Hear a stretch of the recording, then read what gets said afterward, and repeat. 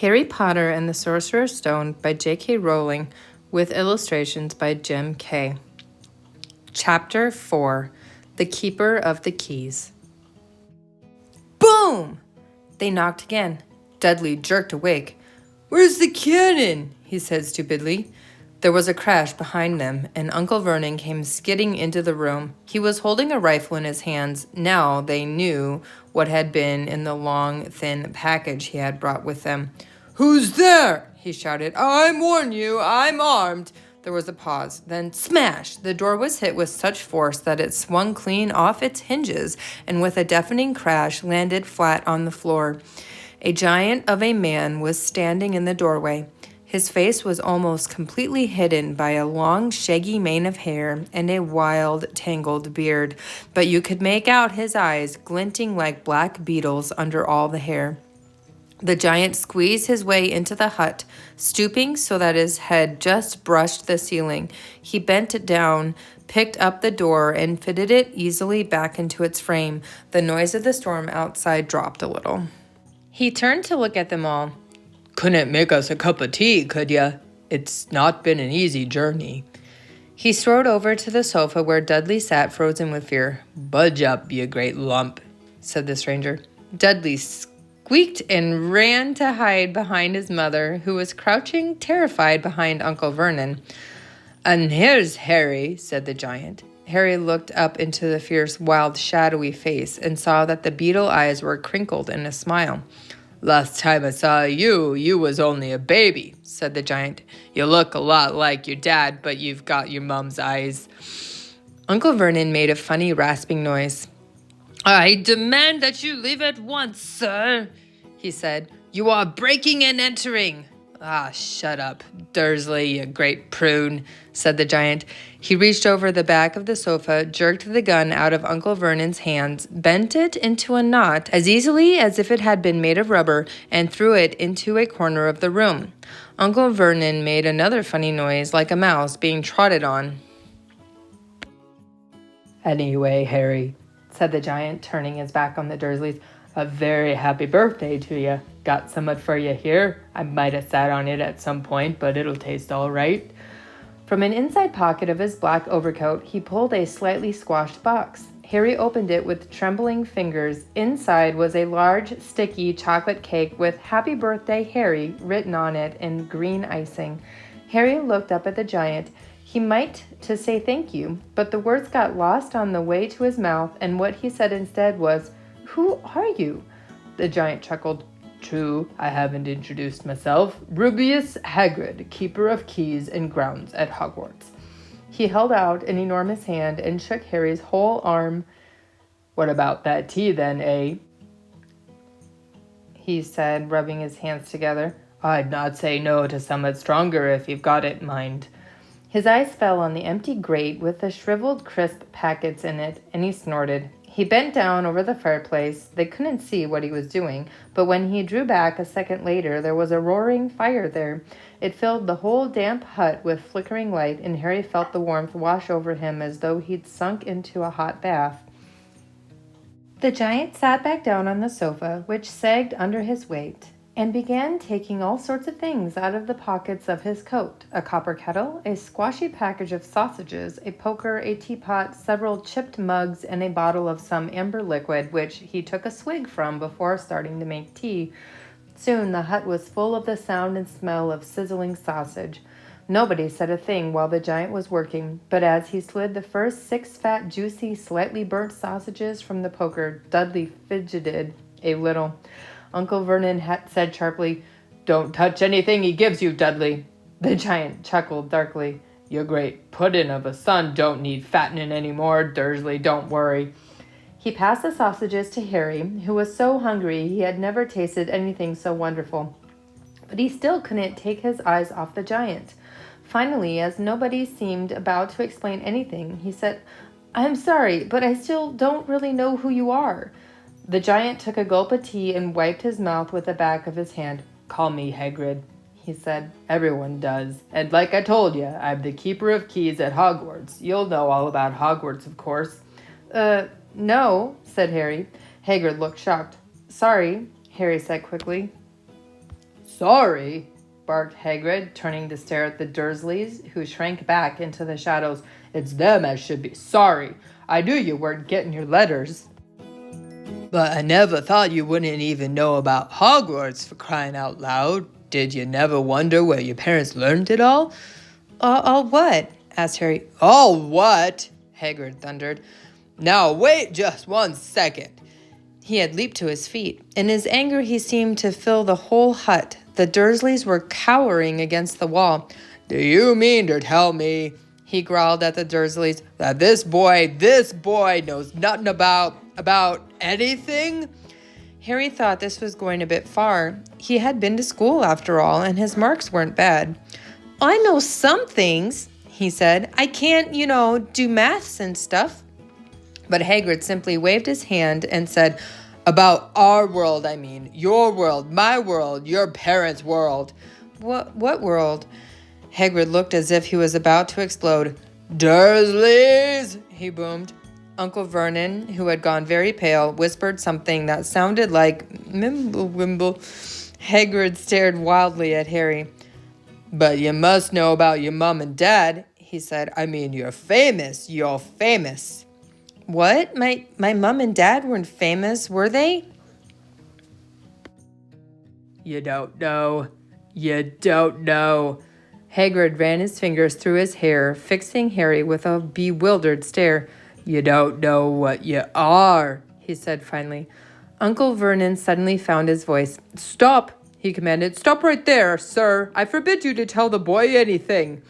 A braver man than Vernon Dursley would have quailed under the furious look Hagrid now gave him. When Hagrid spoke, his every syllable trembled with rage. You never told him what was in the letter Dumbledore left for him. I was there. I saw Dumbledore leave it, Dursley, and you've kept it from him all these years. Kept what from me? Said Harry eagerly. Stop! I forbid you! Yelled Uncle Vernon in panic. Aunt Petunia gave a gasp of horror.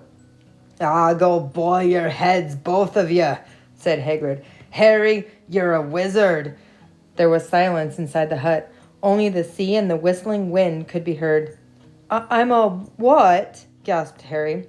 A wizard, of course, said Hagrid, sitting back down on the sofa, which groaned and sank even lower. And a thumping good un, I'd say, once you've been trained up a bit. With a mum and dad like yours, what else would you be? And I reckon it's about time you read your letter.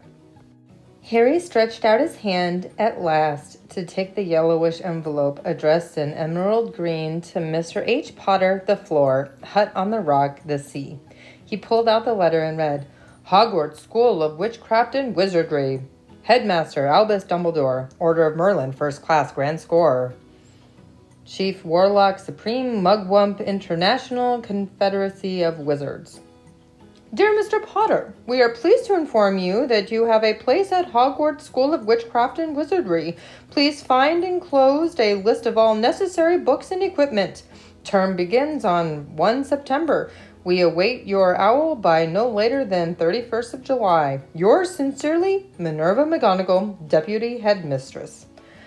Questions exploded inside Harry's head like fireworks, and he couldn't decide which to ask first. After a few minutes, he stammered, What does it mean, they await my owl? Galloping Gorgons, that reminds me, said Hagrid, clapping a hand to his forehead with enough force to knock over a cart horse. And from yet another pocket inside his overcoat, he pulled an owl, a real, live, rather ruffled-looking owl, a long quill and a roll of parchment. With his tongue between his teeth, he scribbled a note, which Harry could read upside down. Dear Mr. Dumbledore, given Harry his letter, taking him to buy his things tomorrow. Weather's horrible. Hope you're well, Hagrid. Hagrid rolled up the note, gave it to the owl, which clamped it in its beak, went to the door, and threw the owl out into the storm. Then he came back and sat down as though this was as normal as talking on the telephone. Harry realized his mouth was open, and he closed it quickly. Where was I? Said Hagrid, but at that moment Uncle Vernon, still ashen-faced but looking very angry, moved into the firelight. He's not going, he said. Hagrid grunted. I'd like to see a great muggle like you stop him, Hagrid said. A what? Said Harry, interested. A muggle, said Hagrid, is what we call non-magic folk like him. And it's your bad luck you grew up in a family of the biggest muggles I ever laid eyes on. We swore when we took him in we'd put a stop to that rubbish, said Uncle Vernon. Swore we'd stamp it out of him. Wizard indeed. You knew, said Harry, you knew I'm a wizard? Knew, shrieked Aunt Petunia suddenly. Knew, of course we knew. How could you not be, my dreaded sister being what she was? Oh, she got a letter just like that and disappeared off to that school and came home every holiday with her pockets full of frog spawn, turning teacups into rats. And I was the only one who saw her for what she was, a freak. But for my mother and father, oh no, it was Lily this and Lily that. They were proud of having a witch in the family. She stopped to draw a deep breath and then went ranting on. It seemed she had been wanting to say all this for years. Then she met that Potter at school and they left and got married and had you. And of course I knew you'd be just the same, just as strange, just as abnormal. And then, if you please, she went and got herself blown up. And we got landed with you. Harry had gone very white. As soon as he found his voice, he said, blown up? You told me they died in a car crash. Car crash, roared Hagrid, jumping up so angrily that the Dursleys scuttled back to their corner. How could a car crash kill Lily and James Potter? It's an outrage, a scandal. Harry Potter not knowing his own story when every kid in our world knows his name. But why? What happened? Harry asked urgently. The anger faded from Hagrid's face. He looked suddenly anxious. I never expected this, he said in a low, worried voice. I had no idea when Dumbledore told me there might be trouble getting hold of you. How much you didn't know. Ah, Harry, I don't know if I'm the right person to tell you. But someone's gotta. You can't go off to Hogwarts not knowing. He threw a dirty look at the Dursleys. Well, it's best you know as much as I can tell you. Mind, I can't tell you everything. It's a great mystery, parts of it. He sat down, stared into the fire for a few seconds, and then said, It begins, I suppose, with a person called... But it's incredible you don't know his name. Everyone in our world knows. Who? Well, I don't like saying the name if I can help it. No one does. Why not? Gulp and gargoyles, Harry. People are still scared. Blimey, this is difficult. See, there was this wizard who went bad. As bad as you could go. Worse than worse. His name was... Hagrid gulped, but no words came out. Could you write it down? Harry suggested. No, I can't spell it. All right. Voldemort. Hagrid shuddered. Don't make me say it again. Anyway, this wizard, about 20 years ago now, started looking for followers. Got 'em, too. Some were afraid. Some just wanted a bit of his power, 'cause he was getting himself power all right. Dark days, Harry. Didn't know who to trust. Didn't dare get friendly with strange wizards or witches. Terrible things happened. He was taken over. Of course, some stood up to him, and he killed him horribly. One of the only safe places left was Hogwarts. Reckon Dumbledore's the only one you know who was afraid of. Didn't dare try taking the school, not just then anyway. Now, your mum and dad were as good a witch and wizard as I ever knew. Head boy and girl at Hogwarts in their day. Suppose the mystery is why you know who never tried to get him on his side before. Probably knew they were too close to Dumbledore to want anything to do with the dark side. Maybe he thought he could persuade him. Maybe he just wanted him out of the way. All anyone knows is he turned up in the village where you was all living on Halloween 10 years ago. You was just a year old. He came to your house and... Hagrid suddenly pulled out a very dirty spotted handkerchief and blew his nose with a sound like a foghorn. Sorry, he said, but it's that sad. Knew your mom and dad and nicer people you couldn't find anyway. You know who killed him. And this is the real mystery of the thing. He tried to kill you, too. Wanted to make a clean job of it, I suppose. Or maybe he just liked killing by then. But he couldn't do it. Never wonder how you got that mark on your forehead. That was no ordinary cut. That's what you get when a powerful evil curse touches you. took care of your mom and dad and your house even, but it didn't work on you, and that's why you're famous, Harry. No one ever lived after he decided to kill him. No one except you, and he'd killed some of the best witches and wizards of the age, the McKinnons, the Bones, the Pruitts, and you was only a baby, and you lived." Something very painful was going on in Harry's mind. As Hagrid's story came to a close, he saw again the blinding flash of green light more clearly than he had ever remembered it before, and he remembered something else for the first time in his life, a high, cold, cruel laugh. Hagrid was watching him sadly.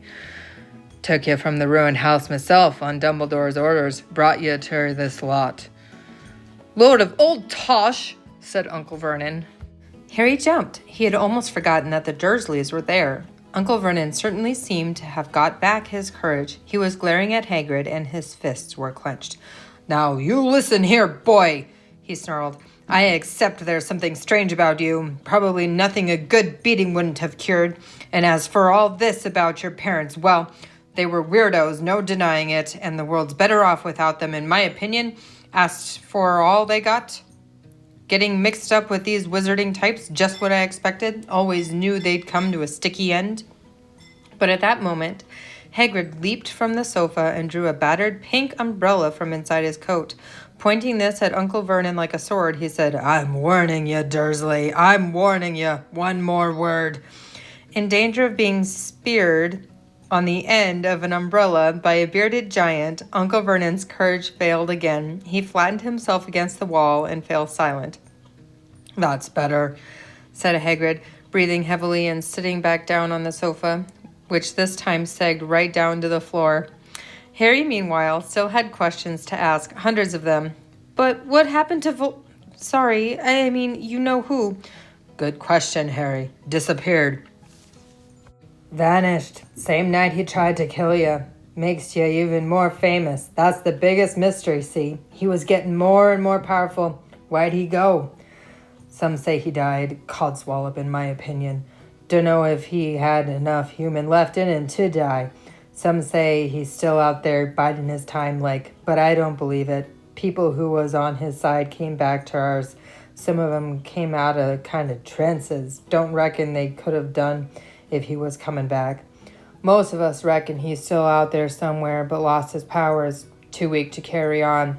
'Cause something about you finished him, Harry. There was something going on that night he hadn't counted on. I don't know what it was, no one does, but something about you stumped him all right." Hagrid looked at Harry with warmth and respect blazing in his eyes. But Harry, instead of feeling pleased and proud, felt quite sure there had been a horrible mistake. A wizard? Him? How could he possibly be? He'd spent his life being clouted by Dudley and bullied by Aunt Petunia and Uncle Vernon. If he was really a wizard, why hadn't they been turned into warty toads every time they'd tried to lock him in his cupboard? If he'd once defeated the greatest sorcerer in the world, how come Dudley had always been able to kick him around like a football? "Hagrid," he said quietly, "I think you must have made a mistake. I don't think I can be a wizard." To his surprise, Hagrid chuckled. "Not a wizard, eh? Never made things happen when you was scared or angry?" Harry looked into the fire. Now he came to think about it. Every odd thing that had ever made his aunt and uncle furious with him had happened when he, Harry, had been upset or angry. Chased by Dudley's gang, he had somehow found himself out of their reach, dreading going to school. With that ridiculous haircut, he'd managed to make it grow back. And the very last time Dudley had hit him, hadn't he got his revenge without even realizing he was doing it? Hadn't he set a boa constrictor on him? Harry looked back at Hagrid, smiling, and saw that Hagrid was positively beaming at him. "See," said Hagrid, "Harry Potter, not a wizard. You wait. You'll be right famous at Hogwarts."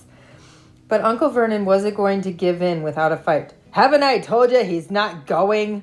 he hissed. "He's going to Stonewall High, and he'll be grateful for it. I've read those letters, and he needs all sorts of rubbish, spellbooks and wands, and if he wants to go, a great muggle like you won't stop him," growled Hagrid. "Stop Lily and James Potter's son going to Hogwarts? You're mad. His name's been down ever since he was born. He's off to the finest school of witchcraft and wizardry in the world. 7 years there, and he won't know himself. He'll be with youngsters of his own sorts for a change, and he'll be under the greatest headmaster Hogwarts ever had, Albus Dumbledore. I am not paying for some crackpot old fool to teach him magic tricks, yelled Uncle Vernon. But he had finally gone too far. Hagrid seized his umbrella and whirled it over his head. Never, he thundered, insult Albus Dumbledore in front of me. He brought the umbrella swishing down through the air to point at Dudley. There was a flash of violet light, a sound like a firecracker, a sharp squeal, and next second Dudley was dancing on the spot with his hands clasped over his fat bottom, howling in pain. When he turned his back on them, Harry saw a curly pig's tail poking through the hole in his trousers. Uncle Vernon roared. Pulling Aunt Petunia and Dudley into the other room, he cast one last terrified look at Hagrid and slammed the door behind them. Hagrid looked down at his umbrella and stroked his beard. Shouldn't have lost my temper, he said ruefully, but it didn't work anyway. Meant to turn him into a pig, but I suppose he was so much like a pig anyway, there wasn't much left to do. He cast a sideways look at Harry under his bushy eyebrows. Be grateful if you didn't mention that to anyone at Hogwarts, he said. I'm not supposed to do magic, strictly speaking. I was allowed to do a bit to follow you and get your letters to you and stuff. Oh, one of the reasons I was so keen to take on the job. Why aren't you supposed to do magic? Asked Harry. Oh, well, I was at Hogwarts myself, but I got expelled, to tell you the truth. In my third year, they stabbed me wand in half and everything. But Dumbledore let me stay on as gamekeeper. Great man, Dumbledore. Why were you expelled? It's getting late, and we've got lots to do tomorrow, said Hagrid loudly. Gotta get up to town, get all your books and that. He took off his thick black coat and threw it to Harry. You can keep that under that, he said. Don't mind if it wiggles a bit. I think I still got a couple of dormice in one of the pockets.